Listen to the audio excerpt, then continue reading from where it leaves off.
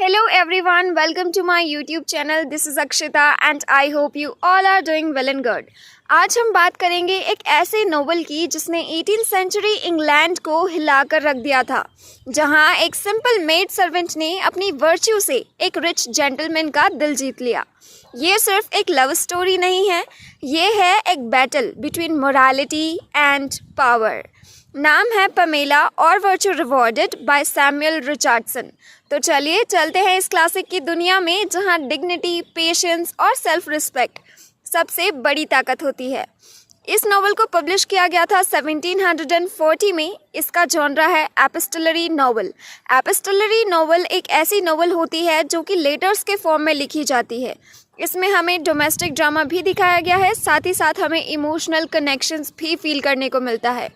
ये novel first proper novels in English literature में से एक कंसीडर की जाती है। तो अब हम इसके कुछ कैरेक्टर्स देख लेते हैं। फर्स्ट है पमेला एंड्रयूज। ये 15 साल की एक लड़की है जो मेड का काम करती है। बहुत ही इंटेलिजेंट, मॉरल, रिलीजियस और बहुत ही ज़्यादा पेशेंट है। इसे मॉरल की सबसे ज़्यादा वैल्यू है और ये अपनी वर्च्यू को बचाने पर लगी होती है। इसके बाद है मिस्टर बी। ये एक वेल्दी लैंड ओनर है। इनिशियली ये बहुत इमोरल है, लेकिन बाद में इनका दिल चेंज हो जाता है। थर्ड है मिसेस जूक्स। ये एक स्ट्रिक्ट सर्वेंट है जो मिस्टर बी के लिए काम करती है और एक्ट करती है एज अ जेलर, क्योंकि इसे जिम्मेदारी दी गई होती है पमेला पर नज़र रखने के लिए। फोर्थ है लेडी डेवर्स। ये मिस्टर बी की सिस्टर है जो पमेला को पसंद नहीं करती और पमेला की बिगेस्ट क्रिटिक है, यानी कि उसे क्रिटिक भी करती है। फिफ्थ है मिस्टर विलियम्स। ये बहुत ही काइंड प्रिस्ट है who tries to help Pamela, यानी कि ये पमेला की मदद करने की कोशिश करते हैं। तो अब इसकी हम एक डिटेल्ड समरी देख लेते हैं। पमेला एक रिच लेडी के यहाँ सर्वेंट का काम करती है। उसकी मैडम की डेथ के बाद उसका बेटा मिस्टर बी उसका नया मास्टर बन जाता है। मिस्टर बी इनिशियली अच्छा बिहेव करता है। पमेला को गिफ्ट्स, क्लोथ्स और बहुत ज़्यादा अटेंशन मिलती है उससे, लेकिन जल्दी ही वो पमेला पर रॉन्ग इंटेंशंस दिखाता है, यानी उस पर गलत नज़र डालता है। वो पमेला को छुपके से किस करता है, उससे बोलता है कि वो सिर्फ एक सर्वेंट है और उसकी वर्च्यू की कोई वैल्यू नहीं है। पमेला हर चीज़ अपने माँ बाप को लेटर्स में लिखती है। उसका हर दर्द, उसका हर स्ट्रगल वो अपने पेरेंट्स के साथ शेयर करती है। पमेला घर जाने के लिए परमिशन मांगती है मिस्टर बी से, बट मिस्टर बी उसे फोर्सफुली अपने कंट्री स्टेट में भेज देता है। वहाँ आती है मिसेस जूक्स। ये एक स्ट्रिक्ट सर्वेंट जो पमेला को प्रैक्टिकली एक प्रिजनर की तरह बना लेती है, यानी कि पमेला को एक कैदी की तरह ट्रीट करती है। पमेला की फ्रीडम उससे छीन ली जाती है। उसके लेटर्स हमेशा चेक होते हैं, उसका रूम हमेशा लॉक किया जाता है और हर वक्त वो सर्विलेंस पर रहती है, यानी कि उस पर हर वक्त नज़र रखी जाती है। मिस्टर बी फिर भी उसे सेड्यूस करने के लिए आता है और एक बार तो वो मैड बनकर, यानी कि नौकरानी बनकर उसके बेडरूम में आ जाता है। पमेला हर वक्त भगवान से प्रेयर करती है और सीक्रेटली अपने इमोशंस को लेटर्स में लिखती है। उन लेटर्स में पेन, फियर, करेज सब कुछ होता है। वो अपना दर्द, अपनी तकलीफ़, अपनी हिम्मत सब कुछ उन लेटर्स में लिखा करती है।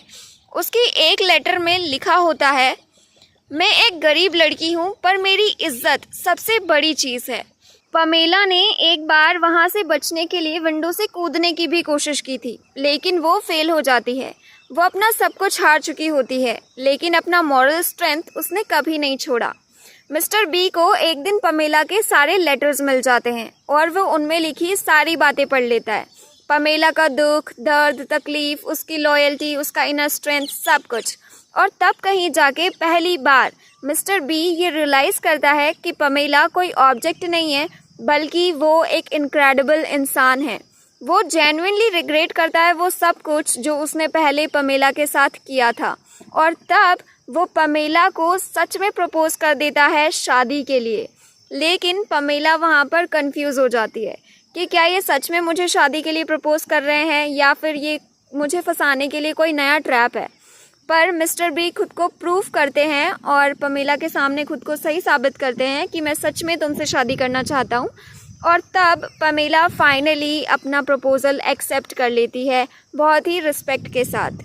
पमेला और मिस्टर बी दोनों की शादी हो जाती है, पर सोसाइटी के लिए ये बहुत शॉकिंग बात होती है कि कैसे एक मेड सर्वेंट की शादी एक रिच मैन से हो गई।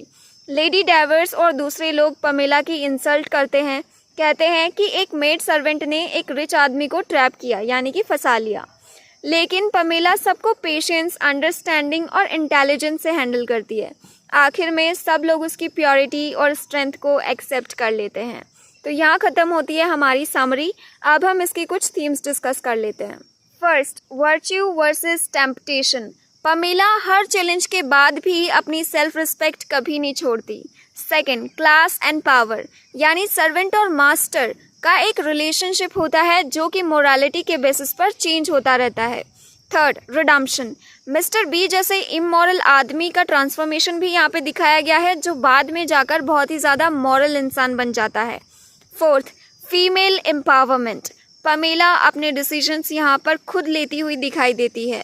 फिफ्थ, पेशेंस एंड मोरालिटी, यानी कि पमेला का वेपन होता है उसका पेशेंस, उसका सब्र, उसका फेथ, उसका विश्वास। अब हम इसका एक छोटा सा एनालिसिस देख लेते हैं। पमेला ने पहली बार लोअर क्लास वुमेन की डिग्निटी को लिटरेचर में जगह दी थी। एपिस्टलरी फॉर्मेट में लिखी गई थी ये, यानी कि लेटर्स के फॉर्मेट में, तो रीडर्स को पमेला के दर्द और स्ट्रेंथ डीपली फील हुए थे। मिस्टर बी का ट्रांसफॉर्मेशन मोरालिटी और वर्चू की जीत को दिखाता है यहाँ पर। क्रिटिक्स ने कहा कि पमेला एक मैनिपुलेटिव नॉवल थी। इस पर हेनरी फील्डिंग ने शमेला लिखा, ये एक पैरोडी है, लेकिन मेजॉरिटी लोगों ने इसे एक मॉरल गाइडबुक की तरह ट्रीट किया है। आज भी पमेला रिलेवेंट है जब हम कंसेंट, क्लास डिवाइड और विमेंस ऑटोनॉमी की बात करते हैं। एक सिंपल लड़की ने दुनिया को दिखा दिया कि पावर पैसों में नहीं बल्कि कैरेक्टर में होती है। सो फ्रेंड्स, ये थी कहानी पमेला की, एक मेड सर्वेंट जिसके वर्च्यू ने दुनिया को जीत लिया। अगर आपको ये वीडियो पसंद आया है तो please like, share and subscribe to my channel and comment down below which novel or any story you want me to explain next. Please subscribe to my channel. I will see you in my next video. Till then, bye bye and take care.